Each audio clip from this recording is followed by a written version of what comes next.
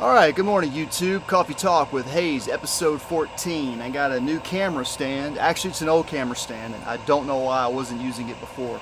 I guess out of convenience. It is kind of a pain in the butt to bring it out here, but not too much. Now if I bang on the table, it won't blow your ears out. Okay, so today I wanted to talk about 1995. Really, I wanted to talk about something technical today, but I decided to hold off for episode 15 for that talk, because I want to do a little bit more researching before I disseminate this information to you.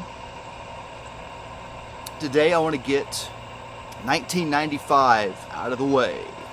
What happened in 1995? First of all, if 1995 was before you were born, I can't even comprehend that. I am way beyond any kind of thought of comprehending it. In many ways, I'm still kind of stuck in 1995, and I may be perpetually stuck in the 90s for all of my life. I don't know. But 1995 was definitely what we call a watershed year, personally. What does that mean, a watershed year? You know, I really don't know the full way, like the best definition of what that means, but it basically means a lot of things change, and it is a turning point, a dividing point.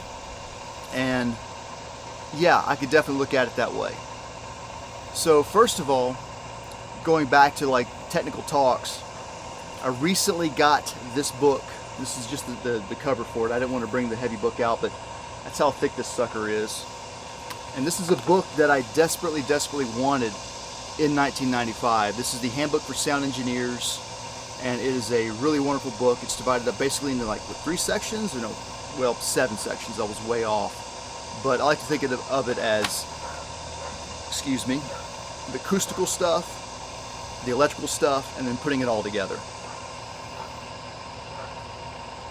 So I'm very happy I got this book back in the day. I mean, there's a price on the back of this thing. I thought, yeah, $80 for this book back in the 90s, and that was a lot of money back then. I got it for $20 used, and it's a decent copy. Smells a little bit, but not too bad. I can probably get the smell out. It's worth it. Definitely worth it. Great book. Okay, enough of that. So 1995 was a very interesting year for me. That is the year that I graduated from college for the first time in recording industry management, which is a Bachelor of Science. The year started out very, I don't know, just kind of strange, I guess. It was my last semester in recording industry.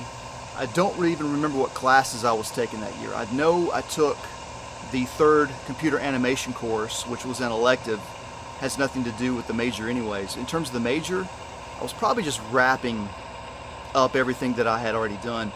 That may have been the year that I attempted to take the music theory course that was an elective offered by the recording industry department.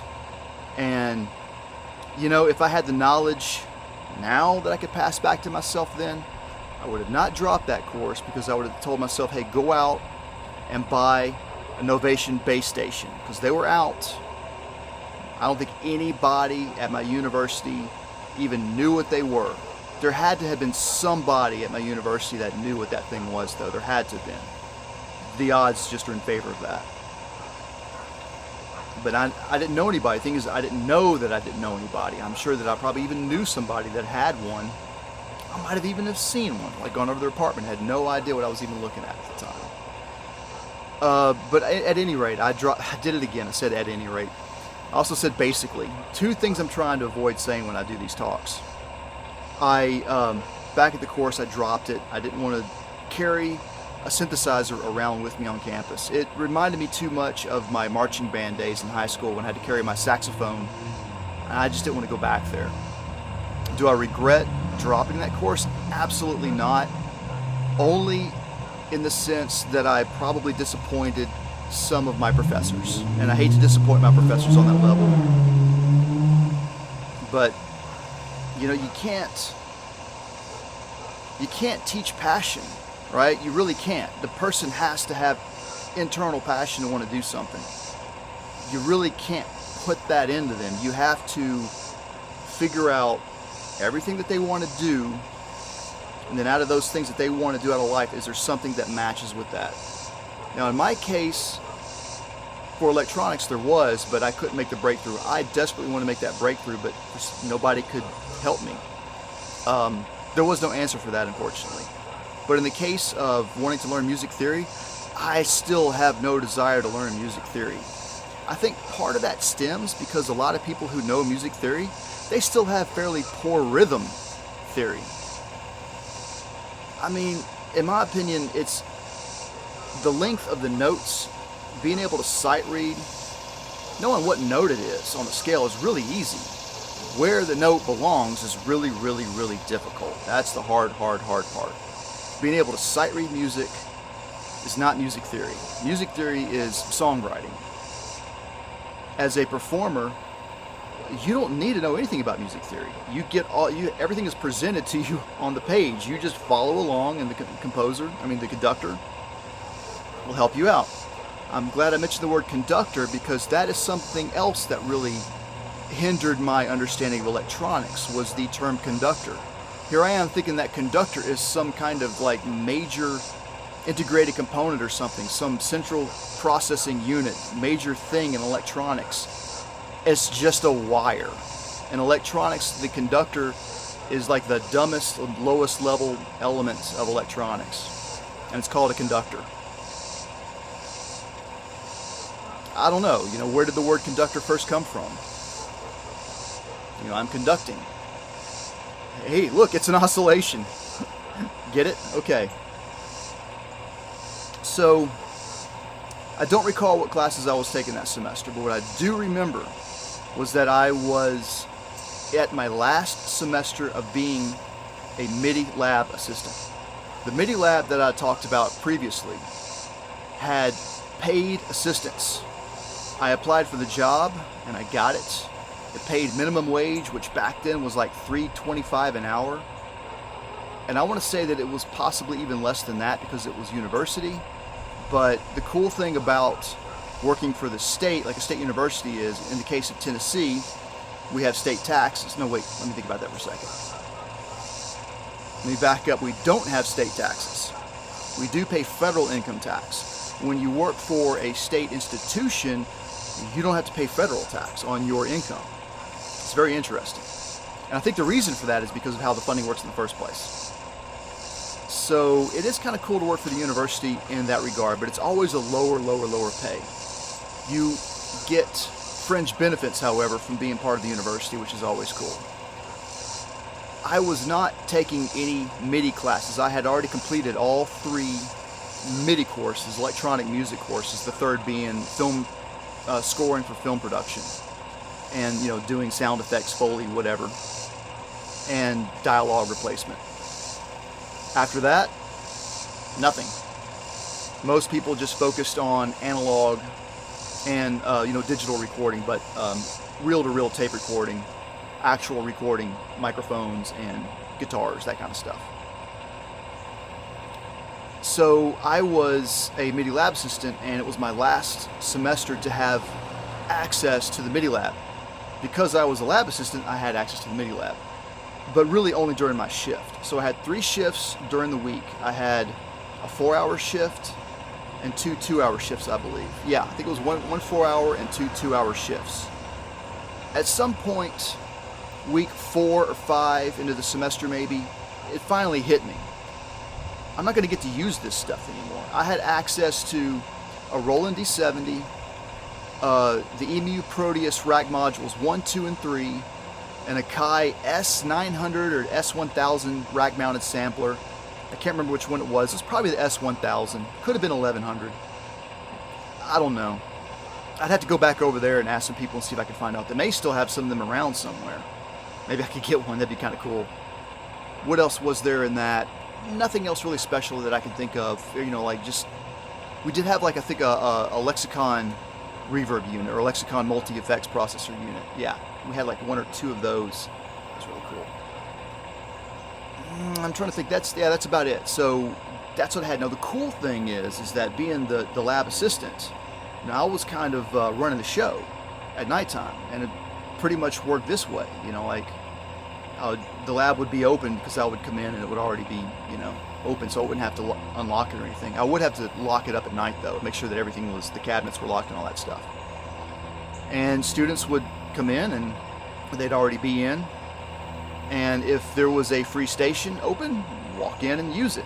If there wasn't, you put your name on a list, and when it was open, you know, you'd be next. Usually there was no problem. There was no problem until the end of the semester, right? It's when everybody, oh no, I forgot to do all that. So, you know, and we had to do projects.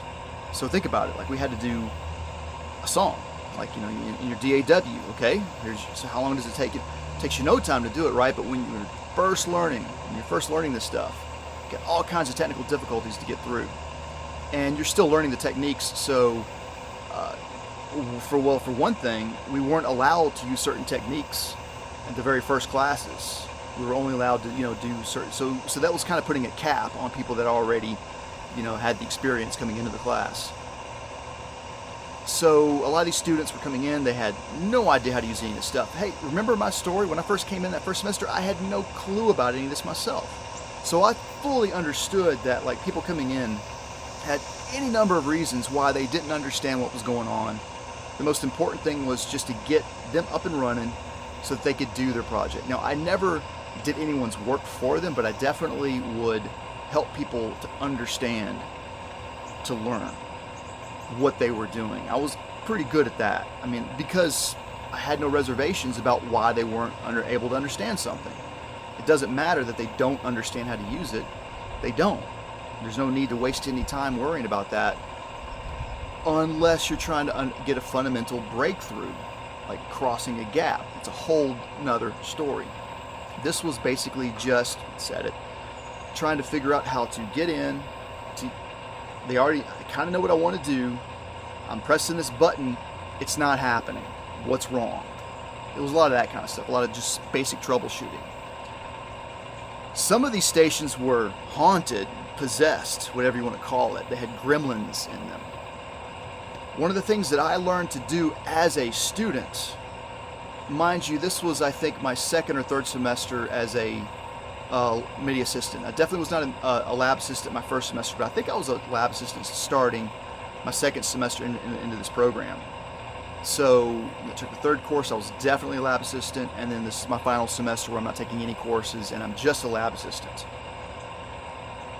One of the things that I learned, though, as just being a student, was that this stuff, you know, you'd walk into a station and you'd do a few things, and man, if some things just weren't jiving, they just weren't working out, and you look over and there's another open station, get up and move to that one and forget about this one. You could only do so much. I mean, you could spend your whole session trying to troubleshoot what someone else undid or, you know, did for you and so forth. As I learned more and more and more, by the time that I became to be like a senior lab assistant, I knew how to reset everything and get everything back up and running and so forth. But even still, I would still tell students that, like, if there was like one or two students in the lab, which happened a lot at the beginning of the semester, I mean, I would take the lazy approach. Why should we waste time? Why don't you just move and use another station? Because chances are nobody else is going to show up tonight anyways. And tomorrow, you know, somebody else will fix it. Maybe I should have tried to fix it, but I had an ulterior motive, you see. At some point I figured out, like I said before, I'm not going to have access to this station, to this room anymore and all this equipment. So I made it a goal at the beginning of my shift to start a track from scratch. And by the end of my shift, cut it to DAT. Digital audio tape. I'm sure you've heard of it. Maybe you haven't. DAT tape. By now, if you're into this, you've heard of DAT tape. Didn't really take off. It was a bit of a promise when we were using it back in the 90s. It was one of the first kind of commercial, industrial / wide usage kind of formats. It was okay. I still have my DAT tapes. We'll see if they work, if I ever get a chance to try to convert them over to some other digital medium. It's just copying ones and zeros, but the problem is, did the tape degrade? And I need to find a DAT player as well.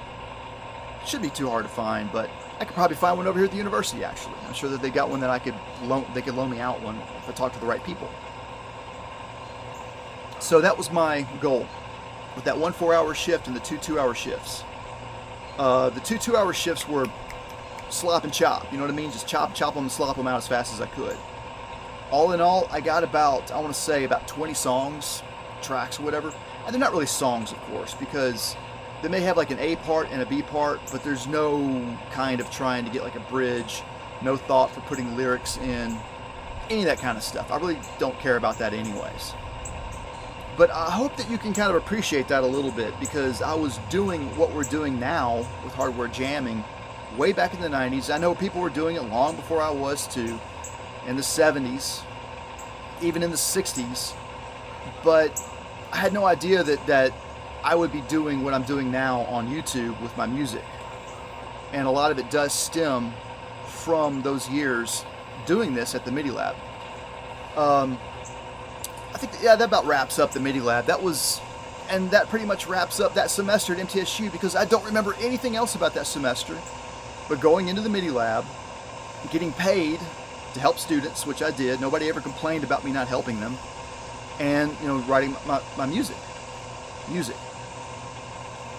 It was also cool because I could listen to it with the big, powerful speakers, which would handle I could get down to like 30 hertz on that D70. I think at one point I had like a low going sine wave. I didn't even know what I was doing, and looking back, I understood, but yet I didn't understand. I was using LFOs all the time, but I didn't know what they were. But I did, but I didn't. You see what I'm saying? Because it was all digital, because it was all presented to you in a package that's not reality. It's an abstraction away from reality. And when you're dealing with that, until you actually start doing the real deal, you know, you can understand what you're doing, and you can make leaps and bounds, do all kinds of cool stuff, but you don't have the fundamentals yet. I didn't have the fundamentals at that time, like I do now. But what I was getting at is being able to do something like a 30 hertz sine wave and look at the speaker moving, actually moving. It was so cool. These were really good monitors. I don't even want to, they probably cost a couple $1,000 each. And they were heavy too. I couldn't imagine, you know, they were already mounted, so didn't have to worry about that. So after I graduated, and mind you, I did not attend graduation ceremonies. It was at the same place that I graduated high school. There was no way I was going to put that stupid cap and gown on again. I talked to the administration and said, okay, so, the way they talk to you, right? They're like, okay, so it's going to be this for your cap and gown. You're going to have to pay this for these fees. And I said, what if I don't plan on walking? What if I don't want to, you know, attend the ceremony? Oh, well, then you don't have to pay this, and we'll just mail you your diploma. Do that. So I took off on a trip to Louisville, Kentucky when everybody was over here getting their stupid diplomas. What I failed to do the whole time, though, was network. Find people, talk to people, let them know who I was, what I can do for them. The reason why is because I didn't know what I could do for them, and I really didn't. I guess I could have done the MIDI stuff that I was doing, of course, but that's where I get real selfish. And that's where I was getting really, really jaded, because I didn't want to add to the bullshit, man. That's why I got into the internet and computers, was to get away from the bullshit. But here it is back at us again. It's called advertising and marketing. I'm sorry, but it's bullshit. It's not necessary. And if there's one thing that I would love to see us get rid of as a society, is advertising and marketing. Goodbye, go away. You are liars.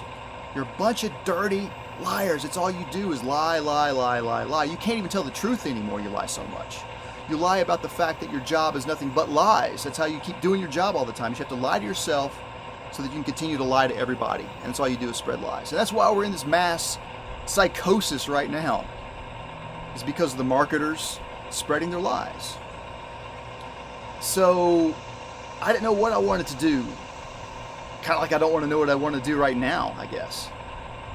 And I got with a friend of mine, my roommate at the time, I'm pretty sure, because I had to start paying rent.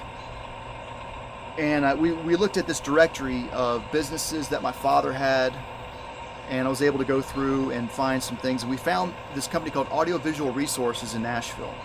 Called them up. They said, yeah, come on up and talk to us. Long story short, they hired me. And I already talked about this job before in a previous episode. And that's what kind of started me doing that. But wow, I hated the job. I had detested it. It was so, I hate to say it, it was so demenial or it was demoralizing, definitely, to have to kind of do this stuff. Now, mind you, audiovisual work is not what it used to be. It's a lot better. It's 1,000 times better than what it used to be. I mean, all we did was deliver flip charts and projectors and those big CRT monitors to hotel small breakout rooms for just the most boringest, corporatist, just the exact opposite of rock and roll. You see what I'm saying? It's like, it's one thing, the compromise scale. If I can't rock and roll, where's my compromise? Where you're going to be way over here 180 degrees out of phase with where you wanted to be. So I didn't last long. Not to mention I was driving 30, 40 miles to work and then 30, 40 miles back home every day as well. And it was, see, the other thing is that, when I did AV a couple years ago, when I got back into it, I saw myself in the eyes of the younger workers that were my age back then, or even younger than when I started. Meaning that we're working a night shift, second shift, and they just want to go home. They want to get away from there and go to the bar as soon as possible. Now I can see the sunlight's shining in on the camera right now, and apologize if it's going to change the thing, but I'm got a few more things to finish up in 1995, so let's get through this. So yeah, watching in the younger kids working AV, they're all musicians too, and they want to get out of there, get to the bars, get part of that scene. And that's how I was. I'm not that way now, because it's just kind of, I look at it, I'm like, yeah, that was a lot of running in circles. Even though you think that, it feels good, unless you're actually out there networking, finding the A&R people to come to your show so that you can get a record deal. We can talk about that. Why would you want a record deal in the first place? It's a horrible idea to get a record deal, but, right, you want to be successful. You need to find an A&R person to come to your show when you're ready, right? When you're practicing, rehearsing. Nobody's going to make any mistakes. Nobody's going to bitch and moan and whine if a technical difficulty happens, man. It's like I never really could play in a band where everybody was like, okay, we're going to do this. There was always one person in the band that would just, for whatever reason, let the personal stuff get to them.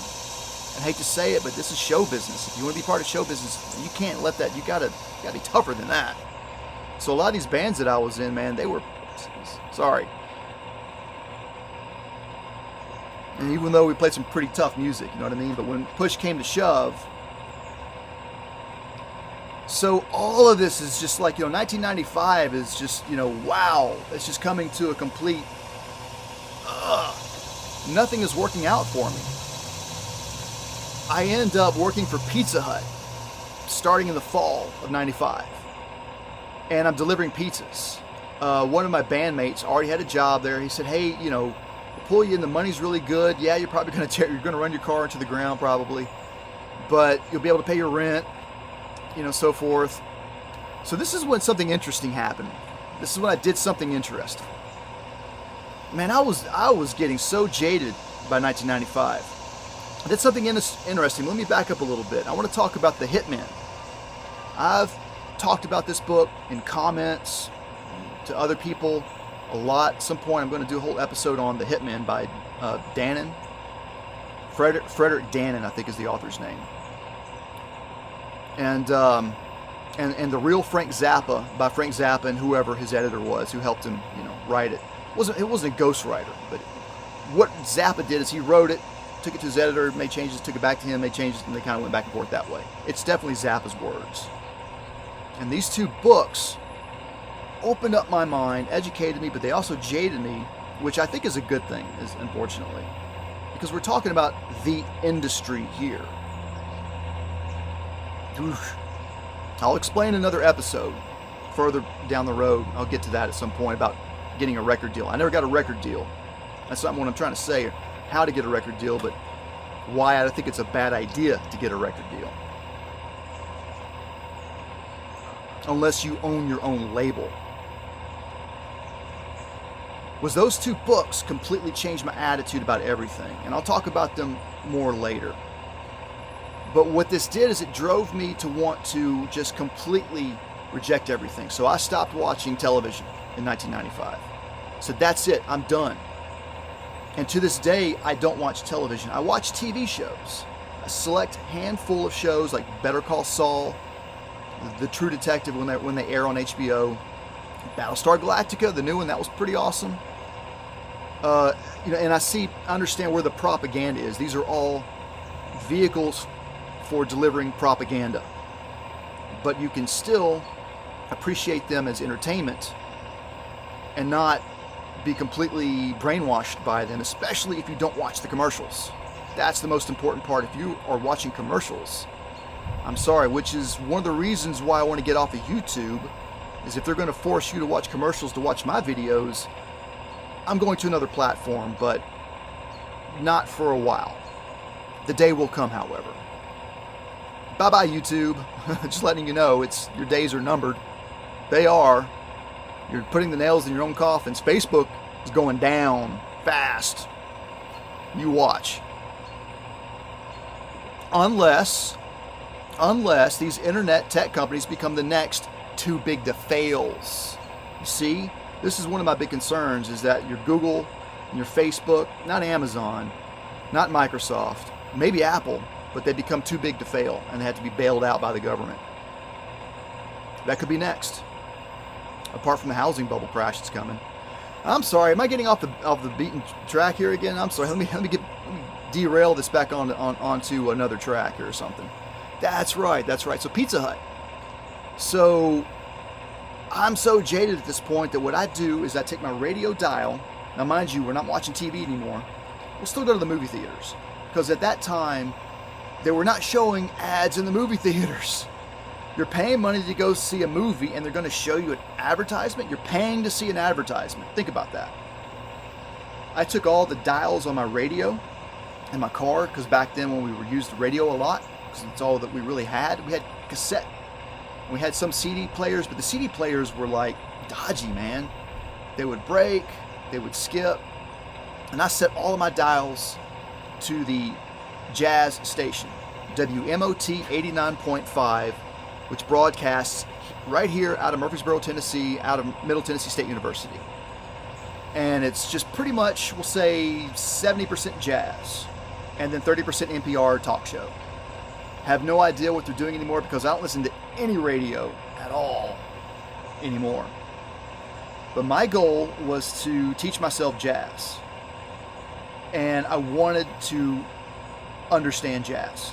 I felt like at that point, somebody kind of said it best. When they listen to jazz, it sounds like somebody being drawn and quartered. I hate to say it that way, but you got one musician going this way, one that way, and blah, blah, blah. I was in a band, and that's what I called our band, was drawn and quartered, because all four of us didn't listen to each other. We played whatever the hell we wanted to play, and we just marched in our own direction.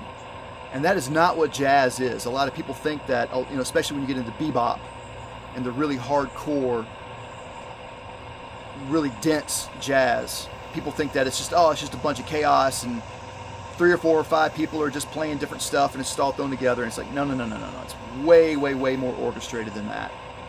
The first thing that I had to teach myself was understanding the backbeat. And I mean, I knew the backbeat, but the backbeat at breakneck speeds. 2, 3, 4, 1, 2. See, I'm counting on the up, not the down. So the way that works is if you think about a ball bouncing on the ground, right? Well, you can see where the ball hits the ground, so you know where it's going to change direction on the ground. But when it's up here in the air, it's invisible where it changes. So the ground is the downbeat, and up here is the upbeat, the backbeat, or whatever you want to call it. So, 1, 2, 3, 4, or 1 and 2 and 3 and, or 1 E and a 2 E and a 3 E and a 4 E and a. Same thing. All of the other side, the alternate. If you're playing drums, it would be your right hand is the down and your left hand is the up. If you're playing guitar, literally your down strum is the down and the up is the up. So that's kind of a little different, not really, but kind of. But try it, it's an exercise. listen to really fast music and try to snap your fingers on the upbeat. And what inevitably will happen if you haven't trained yourself to do this over a period of time is your brain will start hearing the downbeat as the upbeat as the downbeat. It'll shift it in your head. It's a phenomenon, trust me on this one. So by doing nothing but listening to jazz, I think that's one of the first things that I finally just sort of broke through to me. It was like, okay, it's the hi-hat. You sit there and you're like, that hi-hat becomes your heartbeat. The bass drum isn't the heartbeat anymore, it's the hi-hat. Everything else is kind of based off of that. You get that ride some. I am talking about drums here, I realize, but that ride, and I'm left-handed. Maybe I should do this, but that ding da ding da ding da ding da ding, that hinges off that as well, but it's hinging off the hi-hat. Now, when you get into the crazy bebop, you see, anytime something becomes established, it becomes passé eventually, and then somebody comes along and says, "That's boring, man. That's old. We got to change it up. We got to do something different." So what some evil bastard decided to do was to change the hi-hat up. So there's some bebop out there where you're like, "Oh no, oh no!" It makes me just as a drummer, your heart sinks out because it becomes a crutch. You're like, I found this easy way to attach everything to, and now I've got to completely break everything. And you're like, oh no. I mean, what's that screaming face? That's the reaction when you first come across that material. It pulls the rug from underneath your feet. I hope you appreciate my scream. Anyways.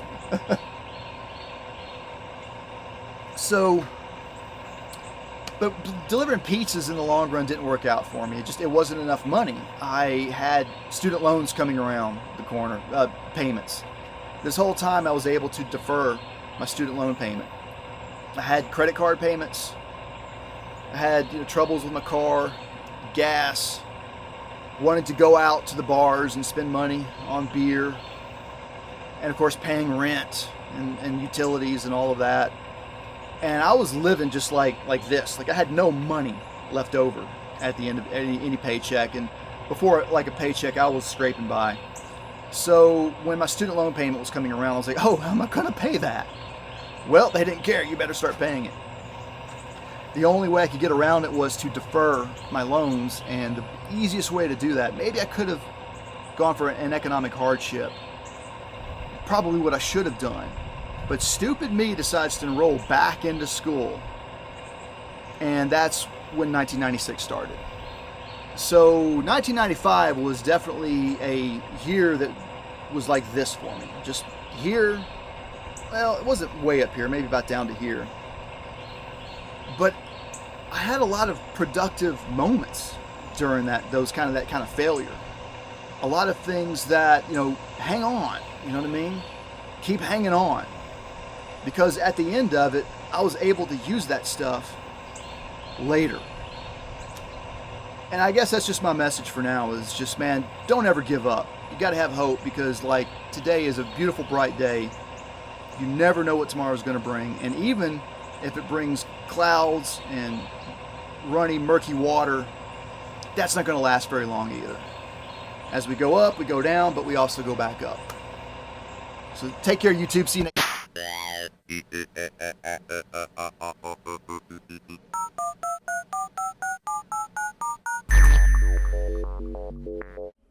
Every home studio should have a copy of this book. This is the Sound Reinforcement Handbook, written for Yamaha by Gary Davis and Ralph Jones. You should have a copy of this book.